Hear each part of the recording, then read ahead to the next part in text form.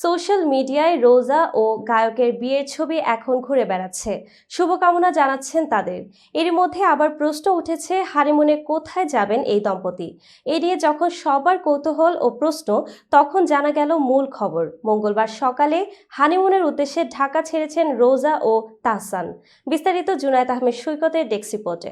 যেহেতু আমি বিয়ে করেছি, আমি সেটা জানানোর কথা ছিল, আমি জানিয়েছি, এতটুকুই।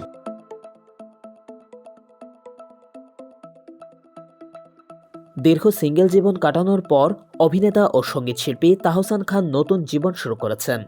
গত ৪ জানুয়ারি সন্ধ্যায় তিনি বিয়ের খবর প্রকাশ করেন তাহসানের নতুন জীবনসঙ্গী মেকওভার আর্টিস্ট রোজা আহমেদ। তাদের বিয়ের খবর প্রকাশের পর থেকেই সোশ্যাল মিডিয়ায় আলোচনা শুরু হয়। শুভাকাঙ্ক্ষী ও ভক্তরা তাদের শুভেচ্ছা জানাচ্ছেন, আর বিয়ের ছবি ঘুরে বেড়াচ্ছে সামাজিক মাধ্যমে।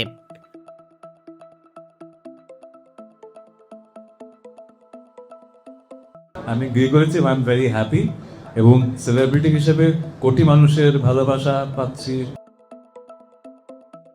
বিয়ের পর থেকেই প্রশ্ন উঠেছে, হানিমুনে কোথায় যাবেন তাহসান ও রোজা। অবশেষে জানা গেল, তারা মঙ্গলবার সকালে ঢাকা ছেড়েছেন। সকাল ৮টা ৫৫ দেশের একটি এয়ারলাইন্সের বিমানে করে মালদ্বীপের উদ্দেশ্যে রওনা হন।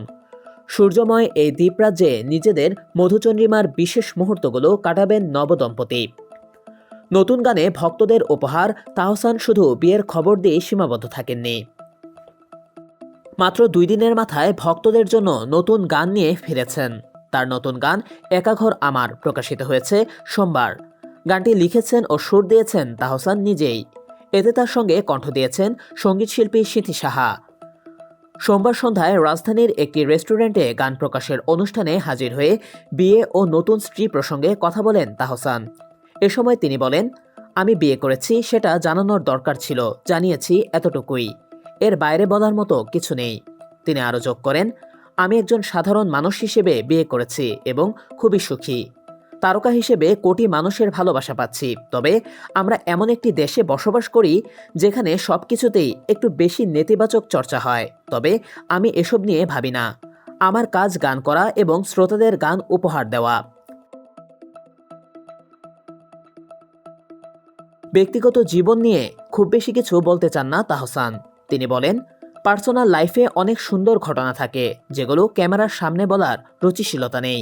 আমি কেন রোজার প্রেমে পড়েছি বা কেন তাকে ভালোবাসি, এটা আমাদের ব্যক্তিগত বিষয়। শুধু এতটুকুই বলতে চাই, আমি আমার জীবনে খুব সুখী। তাহসানের এই বিয়ে ভক্তদের মধ্যে আলোচনার জন্ম দিলেও তার কাজ ও ব্যক্তিগত জীবনে তিনি মনোযোগী থেকে এগিয়ে যাচ্ছেন।